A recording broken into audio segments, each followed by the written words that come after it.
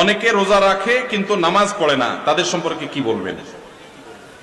রোজা রাখে কিন্তু নামাজ পড়ে না, এদের সম্পর্কে বলবো তারা লুঙ্গি খুলে পাগড়ি বাঁধছে।